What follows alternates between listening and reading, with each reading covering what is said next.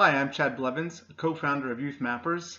I'm here to provide some background on the program and tell you why it should be chosen as a lightning talk for the 2019 Society for International Development Washington Chapter Annual Conference.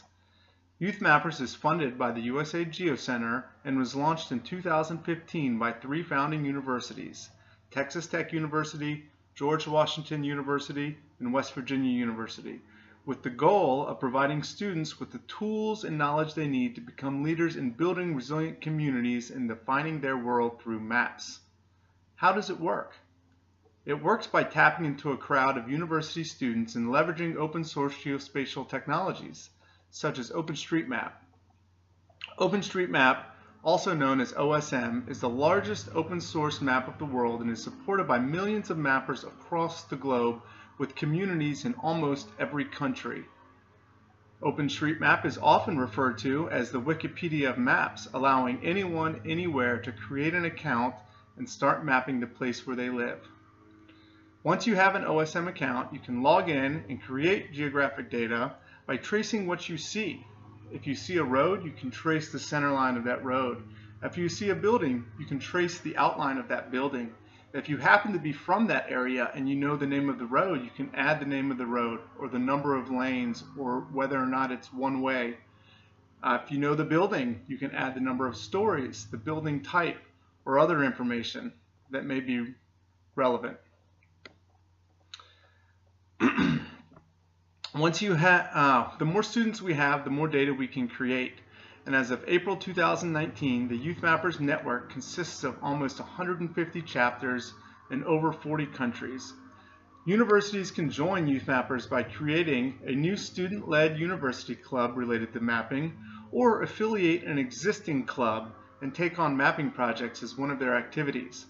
YouthMappers chapters often accomplish this by hosting university-wide mapathons at their school. A mapathon is where students organize in large groups, often in a geography lab or a library, and map together by each student taking a little chunk of the earth of the place where they're mapping. This makes mapping easier and allows a group of students to work together to map particular places of the world. Students are also often compensated by free pizza during these events. To give you an idea of what YouthMappers students are capable of, I'd like to talk about two project examples. The first example was in Rwanda, Mali, Kenya, and Mozambique, where students mapped to support malaria prevention programs, specifically indoor residual spraying, or IRS. IRS is the most effective malaria prevention technique that exists today, but it's also the most costly and time-consuming.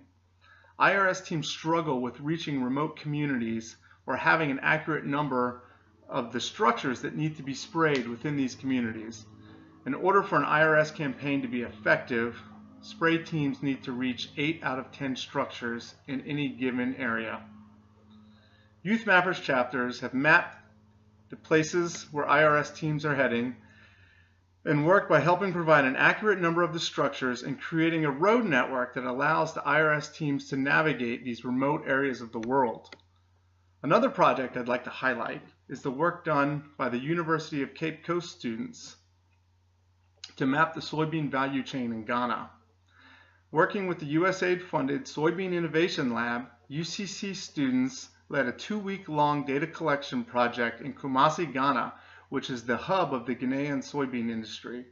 Soybeans are grown in the north and imported through the port in Ghana in the south, but they're all shipped to Kumasi to be processed into a variety of products, mainly livestock feed and oils. The students interviewed plant managers at all the soybean processing facilities in Kumasi with the goal of answering two questions.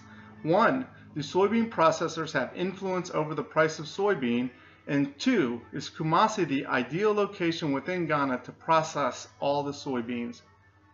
In addition to these projects, YouthMappers also runs fellowships, where groups of about 20 students are competitively selected to participate in a 2-week-long program designed to enhance their leadership and research skills.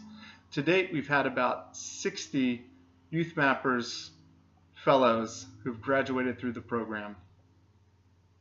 And to accomplish all of this mapping work and get involved with projects around the world, we have a series of partnerships with a variety of geospatial and technology companies, including the Humanitarian OpenStreetMap team, the American Geographical Society, Mapbox, Digital Globe Foundation, Mapillary, ESRI, and others.